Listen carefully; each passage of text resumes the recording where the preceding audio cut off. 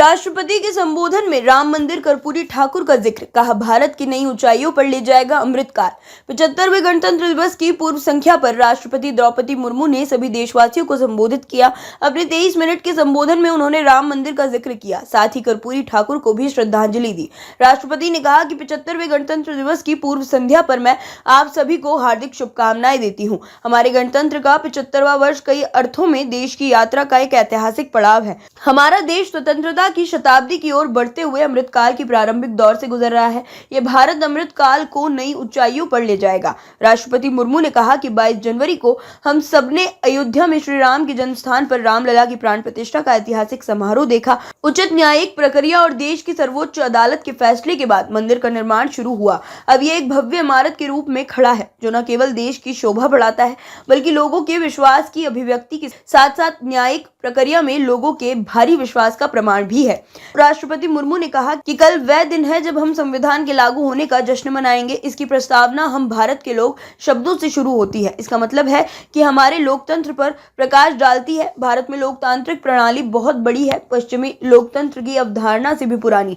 यही कारण है कि भारत को लोकतंत्र की जननी कहा जाता है। मुर्मू ने आगे कहा कि देश अमृतकाल के प्रारंभिक वर्षों में है। ये परिवर्तन का समय है। हमें देश को नई ऊंचाइयों पर ले जाने का सुनहरा अवसर दिया गया है। हमारे लक्ष्यों को प्राप्त करने के लिए प्रत्येक नागरिक का योगदान महत्वपूर्ण होगा। राष्ट्रपति मुर्मू ने कहा कि देश के वैज्ञानिक प्रौद्योगिकी विशेषज्ञ पहले से कहीं अधिक ऊंचे लक्ष्य हासिल कर रहे हैं। राष्ट्रपति ने नारी शक्ति वंदन अधिनियम एक क्रांतिकारी पहल बताया। उन्होंने कहा, मुझे विश्वास है कि नारी शक्ति वंदन अधिनियम महिला सशक्तिकरण के लिए एक क्रांतिकारी पहल साबित होगा। यह हमारी शासन की प्रक्रियाओं को बेहतर बनाने में भी काफी मदद करेगा। बिहार के पूर्व सीएम भारत रत्न कर्पूरी ठाकुर को दी श्रद्धांजलि।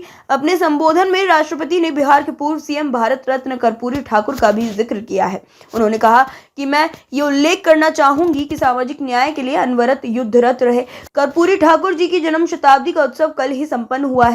कर्पूरी जी पिछड़े वर्गों के सबसे महान पक्षकारों में से एक थे, जिन्होंने अपना सारा जीवन उनके कल्याण के लिए समर्पित कर दिया था। उनका जीवन एक संदेश था। अपने योगदान से सार्वजनिक जीवन को समृद्ध बनाने के लिए मैं कर्पूरी जी को अपनी श्रद्धांजलि अर्पित करती हूँ।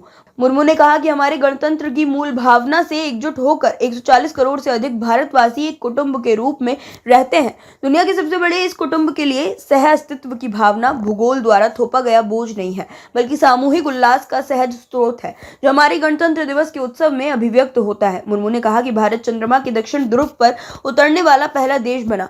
चंद्रयान 3 के बाद इसरो ने एक सौर मिशन भी शुरू किया।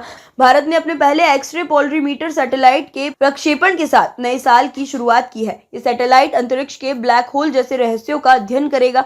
हमारे राष्ट्रीय त्योहार ऐसे महत्वपूर्ण अवसर होते हैं जब हम अतीत पर भी दृष्टिपात करते हैं और भविष्य की ओर भी देखते हैं। पिछले गणतंत्र दिवस के बाद के एक वर्ष पर नजर डाले तो हमें बहुत प्रसन्नता होती है। राष्ट्रपति मुर्मू ने कहा कि भारत की अध्यक्षता में दिल्ली में G20 शिखर सम्मेलन का सफल आयोजन एक अभूतपूर्व उपलब्धि थी। G20 से जुड़े आयोजनों में जन सामान्य की भागीदारी विशेष रूप से उल्लेखनीय है।